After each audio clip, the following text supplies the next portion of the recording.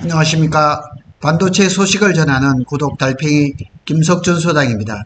오늘 오전에는 제가 용인 SK 하이닉스 현장을 다녀왔습니다.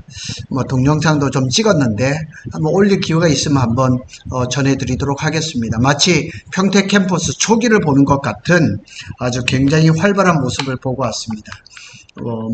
좀 부럽기도 했지만은 우리 평택 캠퍼스도 좀 좋아질 걸 기대해 봅니다. 그래서 오늘은 삼성전자가 눈을 중국으로 좀 돌리는 것 같아요. 이재용 회장이 중국에 갔다 시진핑을 만나고 지금 일본에 가 있거든요. 중국 얘기입니다. 중국 화웨이한테는 HBM을 팔고 있고 바이두에는 AI 칩, 로직 칩을 공급하고 있다는 그 소식을 한번 전해드리겠습니다. 삼성전자가 침체된 반도체 사업을 살리기 위해서 중국으로 눈을 돌리고 있다. 이런 파이낸셜 뉴스나 이런 데서 이런 뉴스가 계속 올라오고 있는데 통계에서도 나옵니다. 그래서 삼성전자가 미국의 생산 시설에다가 수천억 달러를 투자를 했지만 미국의 대형 고객사를 확보하는 데 실패를 했거든요. 어려움을 겪고 있어요. 좀 더 두고 봐야 되겠지만 근데 삼성은 23년, 24년에 중국 수출액이 54%를 급증했습니다. 그 밑에 통계도 나와 있습니다. 이렇게 보면 이제 요거는 23년도 이제 상반기고 요게 24년도 상반기입니다. 그래서 17조 8천억에서 32조 3,400억으로 굉장히 많이 뛰었어요. 요건 SK 하이닉스입니다. HBM도 보면 여기 통계마다 조금 이거는 골드만삭스에서 나온 통계거든요. 여기 보면 우리가 생각한 거 조금 달라요. 23년에는 SK 하이닉스가 53%인데 삼성을 59%를 잡아놓고 있거든요. 의외입니다. 24년인데 59%라 다른 데하고 통계가 거의 한 20% 차이가 나는 것 같아요. 이거는 SK네요. 제가 잘못 봤습니다. SK고 삼성전자는 36%가 맞습니다. 36, 한 38 이렇게 보고 있죠. 마이크론은 스몰 마켓이니까 요 정도죠. 마이크론이 신기하게도 올해 점유율을 20% 두 자리를 보고 있는데 과연 될까요? 하여튼 삼성전자가 중국으로 이 반도체에 눈을 돌리고 있는데 관건은 뭐냐면 트럼프 정부가 대중국 반도체 규제를 얼마나 세게 할 것인가. 그 다음에 이제 상호 관세, 반도체 상호 관세가 아직 안 나왔는데 이게 어떻게 될까? 그런 것들은 좀 더 시간을 두고 봐야 됩니다. 일단은 화웨이하고 바이두가 타켓이 올라와 있고, 그 다음에 이재용 회장이 중국에 있을 때는 BYD까지 만나고 왔거든요. 전기차 시장까지. 그래서 삼성전자가 반도체에서 중국의 이제 화웨이를 HBM의 주요 공급사로 자리를 잡았어요. 아주 첨단의, 그러니까 HBM3E나 이런 것은 아니지만 HBM3 정도까지는 화웨이에다 공급을 하는 것 같아요. 바이두도 또 마찬가지로 이제 자기네 그 설계 회사인 쿤눈에다가 3년치 이상의 로직 다이를 제작해서 공급을 했다는 얘기예요. 그러니까 삼성전자가 미국에서는 어려움을 겪고 있는데 중국에서는 지금 접점을 늘려가고 있죠. 그 얘기도 정말 했었죠. 왜냐면 파운드리도 지금 중국의 이제 레거시 파운드리, 그러니까 7나노 이상의 이제 보통의 14, 28, 30나노 이런 그 파운드리 시장을 또 그냥 두드리고 있거든요. 요 기사가 어제 나왔는데 조금 눈에 들었었어요. 사실은 초격차 대신 생존 연합이다. 그래서 중국으로 가고 일본으로 가고 삼성의 전략이 바뀌고 있다. 사실 다변화하는 것은 사실이죠. HBM도 만들었는데 엔비디아의 문턱이 너무 높은 거예요. 그 대신 중국에는 워낙에 다양하기 때문에 중국의 업체들한테 이렇게 HBM을 공급을 하는 거죠. 이재용 회장이 이제 시진핑을 만나는, 여기 시진핑이 있었거든요. 여기 시진핑이 있고, 요렇게 쳐다보면서 있죠. 여기 글로벌 CEO들이 잔뜩 앉아 있었죠. 하여튼 이런 그림들을 보면 이재용 회장이 글로벌 이제 광폭 행보를 통해서 중국하고 이제 다시 손을 잡느냐, 전기차 차량용 반도체도 지금 많이 하고 있으니까 일본의 소부장하고도 또 해야죠. 손해야죠. 이런 일들을 이재용 회장이 외부에서 지금 일을 하고 있는 것 같습니다. 그래서 로직 다이라는 건 이제 이 H빔의 가장 밑단에 해당되는 핵심 부품이에요. CPU와 같은 프로세스 역할을 하는데 H빔의 성능을 좌우하는 핵심 부품입니다. 자, 요 그림을 본다 그러면 로직 다이가 어디냐? 여기입니다. 로직 다이라는 건 이름이 여러 가지예요. 뭐 메모리 다이, 버퍼 다이, 로직 다이 이렇게 하는데 요게 여기입니다.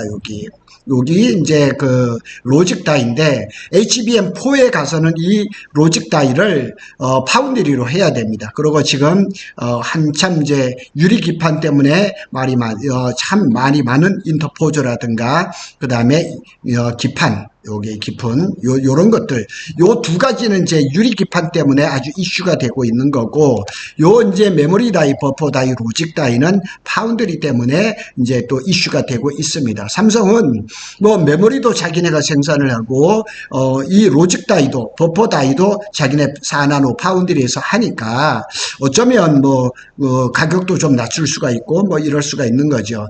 삼성전자는 바이두가 지난 2월에 출시한 AI 칩인 코어 P800의 생산을 하기 위해서 파운드리 서비스를 제공을 하고 있는 것으로 알려졌어요. 그래도 해당 칩은 삼성전자의 HBM도 탑재가 됐어요. 그러니까 여기에 파운드리도 하는 것뿐만 아니라 여기 삼성전자 HBM 아마 3 정도겠죠. 이게 여기에 다 들어가는 거예요.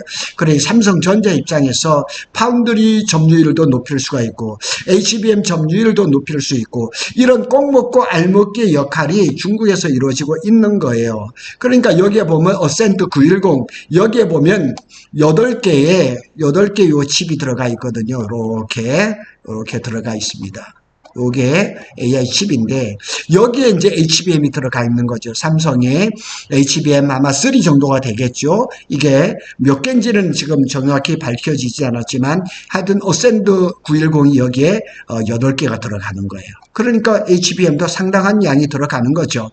이런 일들이 중국하고 잘 이루어지고 있다는 거예요. 중국의 이제 시장 조사 업체에서 말하기를 삼성전자는 중국에 HBM을 가장 많이 공급하는 기업. 당연하죠. 왜냐하면 SK는 중국에 줄 물량이 없어요. 하웨이의 AI 칩인 어센드 910 시리즈에 이제 삼성의 HBM이 사용이 되고 있어요. SK 하이닉스 HBM 못 구해요. 구할 수가 없으니까 삼성이 타겟이 된 거죠. 그러니까 여기에 보면 더 자세하게 이렇게 얘기가 나와 있어요. 요 내용을 한번 살펴보면 뭐 굿니치 뭐 이렇게 여기에서 보면 이렇게 딱 얘기를 하고 있어요. 뭐 당연한 얘기죠. 이렇게 얘기하냐면 중국 기업은 SK 하이닉스의 HBM을 살 기회조차 없어요. 그러니까 SK 하이닉스는 HBM을 엔비디아라든가 AMD는 소량입니다. 브로드컴은 이제 하반기에 들어갑니다.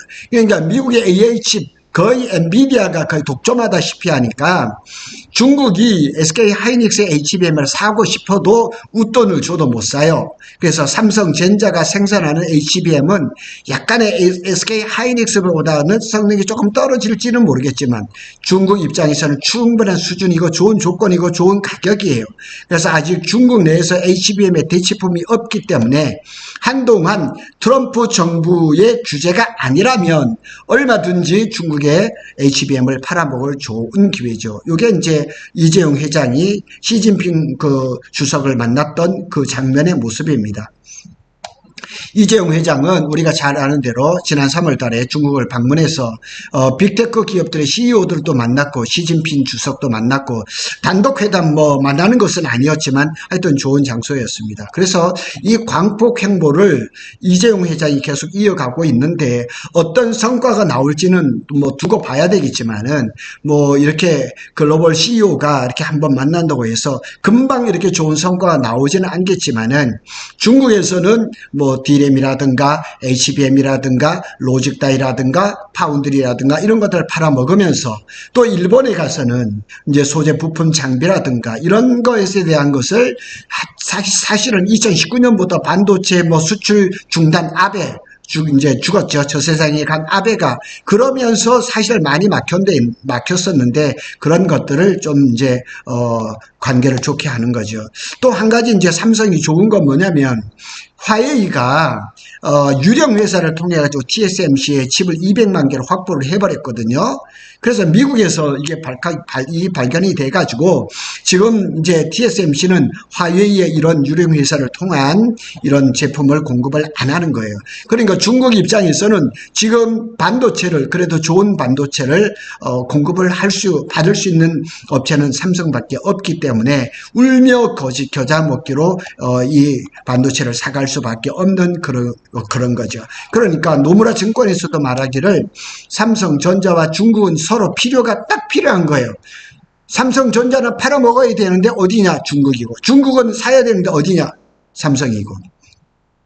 중국 고객은 삼성전자에 더욱 중요해졌지만 함께 사업하는 것은 쉽지 않을 것으로 보고 있어요. 왜냐하면 트럼프 정부의 대중국 규제 때문에 그렇죠. 파이낸셜 타임스가 얘기하기를 올해 1월 강력한 미국의 수출 통제가 발표된 이후 삼성과 바이두 사업이 좀 불확실해진 것은 있어요. 그런데 아직까지는 이어지고 있어요. 삼성전자는 미국 당국에 더 많은 이해를 구하고 있다. 물밑 접촉. 그 다음에 최근에 삼성전자가 미국의 고위직으로 있었던 사람을 로비스트로 고용을 했거든요. 그리고 이제 우리 지금 제일 이제 중요한 건 이거죠. 관세죠. 관세, 상호 관세. 과연 트럼프가 아직까지 반도체에다가는 상호 관세를 매기지를 않았는데 이 반도체가 곧 시작할 거란 얘기죠. 한 20년 전에 미국이 주도를 해서 반도체는 관세를 매기지 않겠다 이렇게 해놓고는 지금 뒤집는 거예요. 그리고 우리나라하고 미국은 FTA가 체결이 됐기 때문에 사실 세금이 없는 게 맞거든요. 관세가 없는 게 맞거든요. 이런 거 싹 다 무시해버리는 거예요. 하지만 이 상호 관세가 미국 경제에 어떻게 영향을 끼칠까는 그렇게 멀지 않습니다. 적어도 한 5, 6개월 뒤면은 나타날 겁니다. 미국 경제가 상당히 어려울 겁니다. 어제 나스닥 폭락했죠. 지금도 좋지가 않습니다. 그래서 삼성전자가 바이두에 매우 강력한 경쟁력이 있는 칩을 생산한다는 것은 미국 규제, 이게 관건입니다. 그래서 삼성전자는 중국이 필요하고 중국도 삼성이 필요합니다. 이런 시점에 삼성전자는 중국에 더 많은 반도체를 팔 수 있는 길을 이재용 회장이 가서 시진핑을 만나고 또 물밑 작업을 하겠죠. 그래서 적당한 선에서 어느 정도의 그런 저비용 고성능의 이런 딥시크 같은 이런 것을 만들 수 있는 삼성의 칩을 중국에 많이 팔 수 있다 그러면 누이 좋고 매우 좋은 거죠. 이런 삼성전자의 전략은 괜찮다고 보는 겁니다. 하여튼 구독 달팽이는 삼성전자와 SK 하이닉스의 반도체 소식을 빠르게 전해드리고 있습니다. 감사합니다.